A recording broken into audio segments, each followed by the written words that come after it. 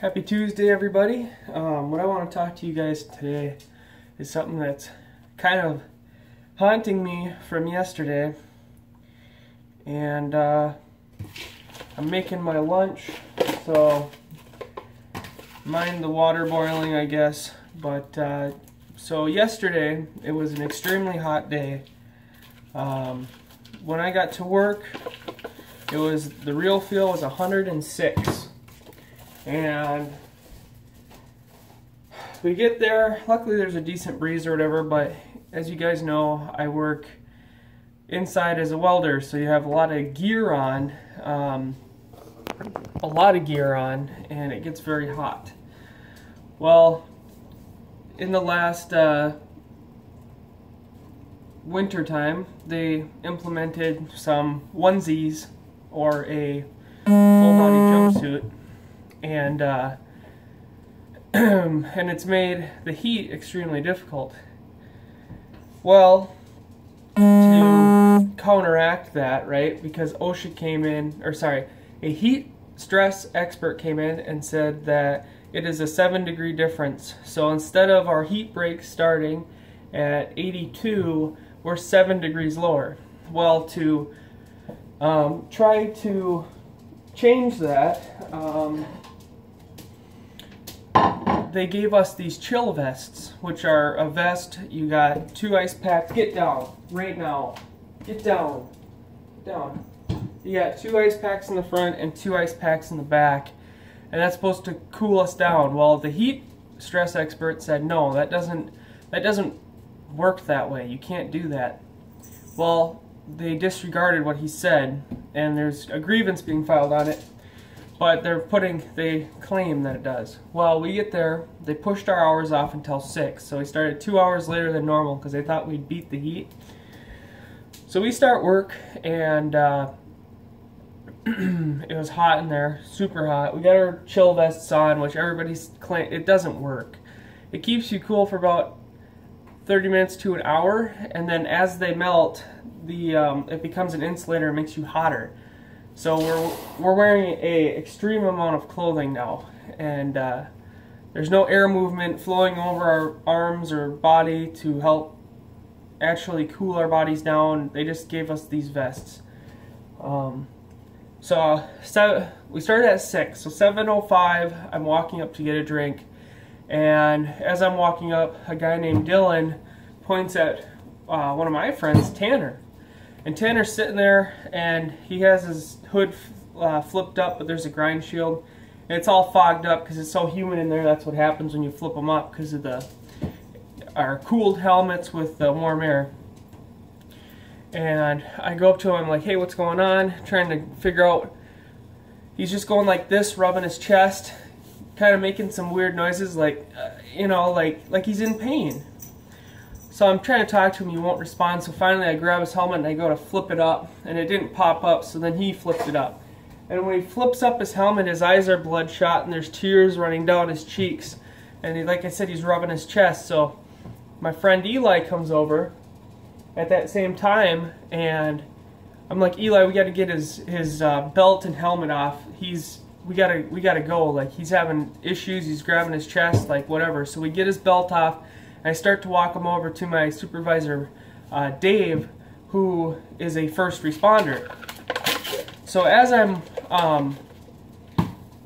walking him over, he's kind of out of it, I can tell. We didn't have too far, maybe 100 feet in total to walk, but we had to walk up the main middle part and then through to Dave, because their pod's on the other side. Well, I'm walking, and he's walking okay at first, and then he starts kind of like grabbing his leg weird, and I'm like, he's gonna go down. So Ben had his gear on, and we just were by Ben, and Ben is a volunteer firefighter, so I know he knows what to do.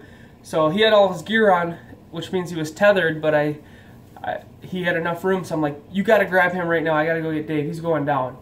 So as soon as I let go of him, go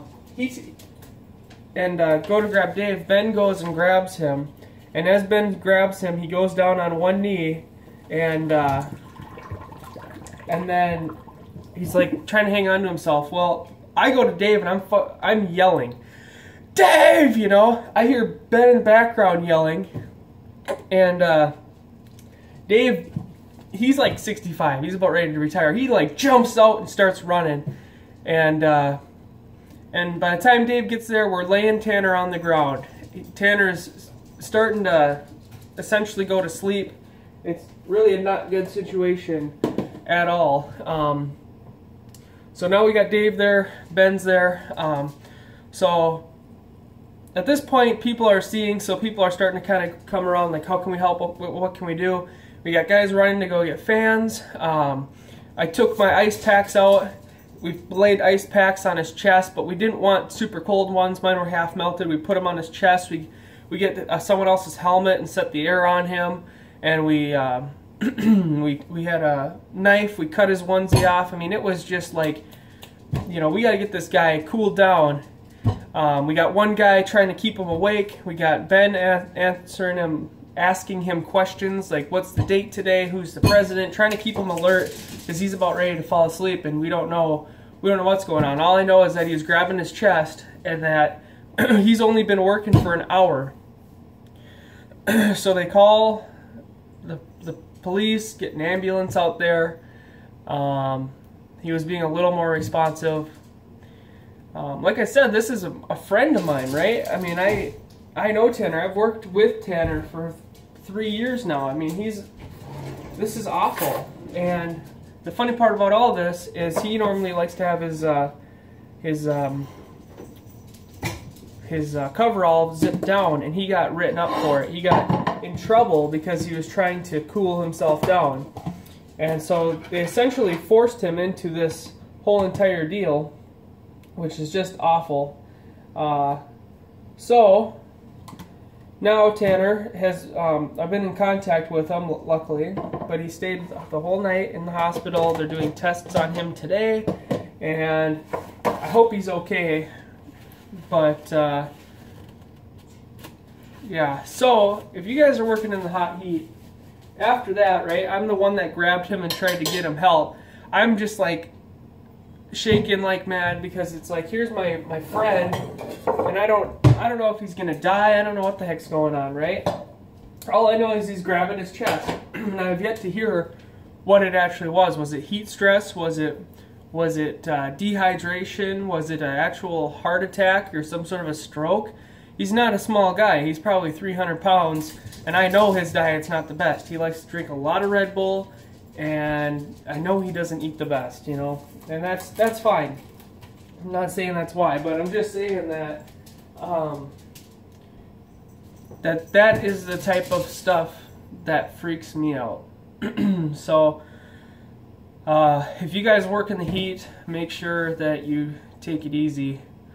And this stuff happens, but if he got heat stress or heat stroke from it, he's susceptible to getting it again and again and again and again, now that it's happened the first time. So thought I would share you guys that story because I'm all wigged out from it.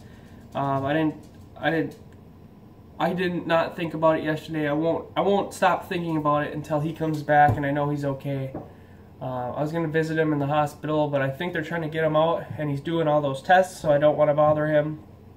But yeah, you gotta keep an eye on your buddies if you're working. If you're working doing landscaping, or like my dad doing construction, keep an eye on your buddies, because that's just awful. So